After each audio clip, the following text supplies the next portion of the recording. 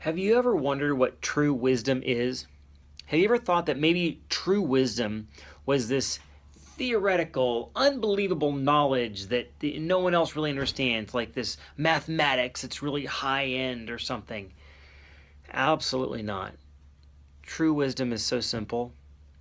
It's seeing a warning or a truth and then applying that to your life and making appropriate changes. That's wisdom. Let's take a look at 1 Kings chapter 14.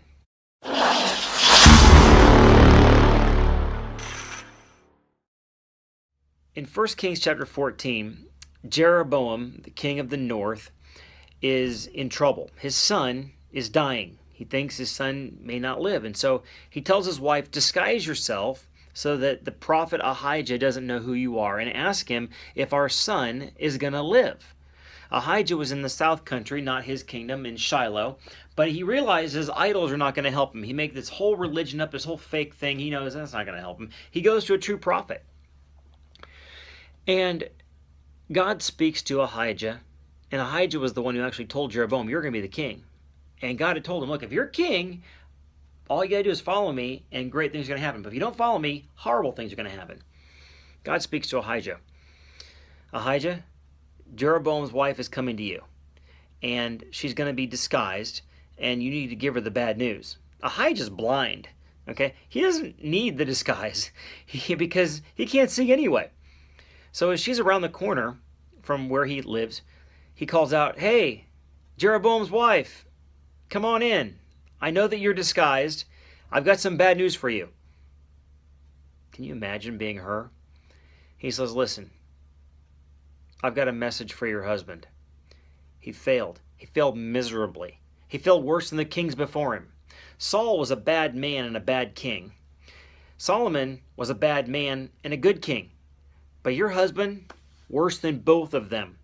And God is going to kill everybody in your line.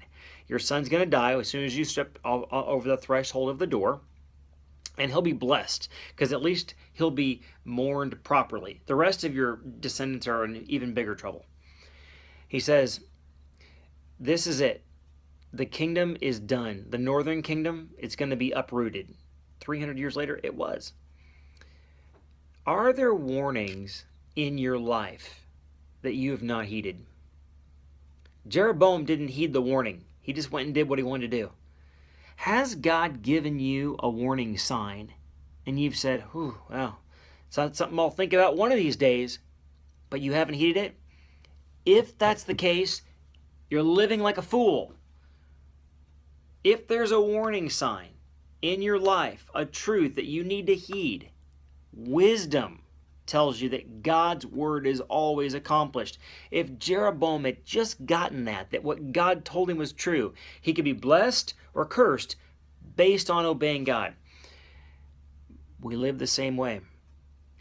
We have to obey God's warnings. Heed them. Whatever they are in your life, heed them. And that is true wisdom.